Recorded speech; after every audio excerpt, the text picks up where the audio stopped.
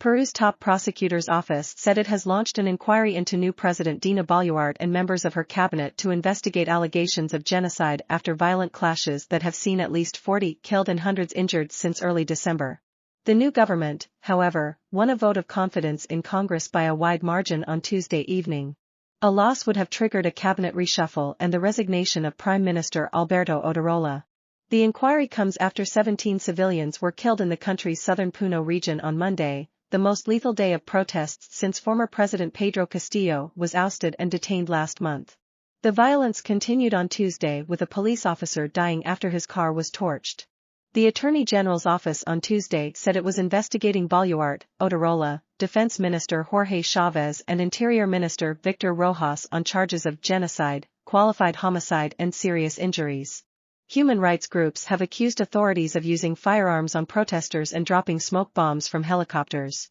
The army says protesters have used weapons and homemade explosives.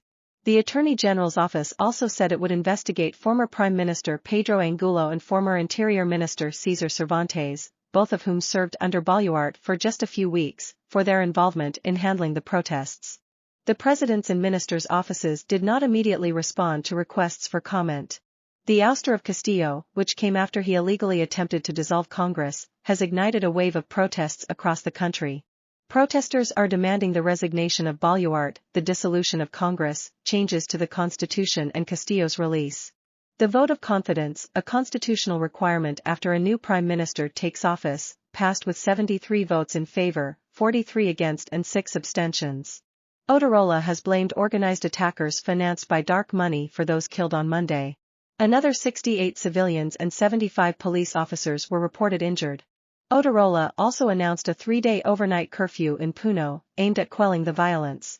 Footage from local media showed looting of Puno businesses on Monday night, while the airport in the region's city of Juliaca remained shut on Tuesday after 9,000 people were said to have attempted to invade the premises.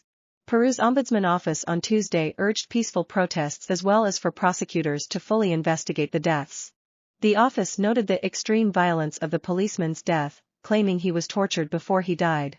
The officer, identified as José Luis Sanco, had died in a torched vehicle after what senior police commander Raúl Alfaro called an ambush by a mob in Juliaca. "They burned him alive," said Alfaro. The Ombudsman's office also condemned an arson attack on a Puno congressman's residence in the city of Alav with family members still inside and called on authorities to respect international norms with regard to the use of force. Castillo tweeted on Tuesday that those killed for defending the country from the coup dictatorship will never be forgotten. He has been ordered to remain in pretrial detention while he is investigated for fomenting rebellion, a charge he denies. The former rural teacher who served less than 2 years of his 5-year term before his removal says he remains Peru's lawful president. Castillo ally Evo Morales, the former Bolivian president who was banned from entering Peru on Monday, has also called for an end to what he says is the genocide of our indigenous brothers. Later this week, an Inter-American Commission on Human Rights mission will visit Peru to assess the situation. The United Nations has meanwhile urged respect for human rights and offered to mediate the crisis.